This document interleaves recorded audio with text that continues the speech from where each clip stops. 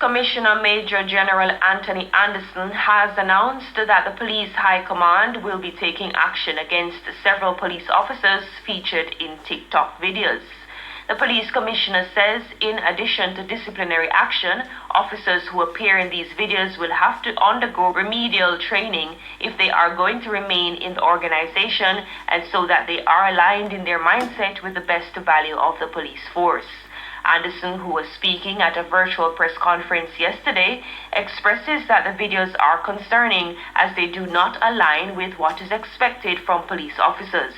He says the Police High Command has discovered that a number of the officers in these videos are seen flaunting their weapons, which is not the image expected to be portrayed by police officers.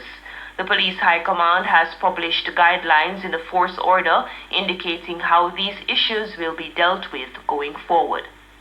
Former Minister of Agriculture and Fisheries Audley Shaw has assumed the role of Agriculture Minister following yesterday's resignation by Floyd Green. Green resigned from his portfolio following a video in which he is seen among a group of persons in breach of the COVID-19 protocols at a hotel in St. Andrew toasting the No Movement Day. In a statement issued yesterday, Green said he met with Prime Minister Andrew Holness, and following discussions, he decided to withdraw from the cabinet but will continue to serve his constituency in southern St. Elizabeth. Following his resignation, the Prime Minister also issued a statement confirming their meeting and that they discussed matters relating to the video circulating on social media. Holness says at the end of the meeting it was agreed that Minister Green would not continue in cabinet. However, it was discussed that there may be other areas in which his expertise could be utilized.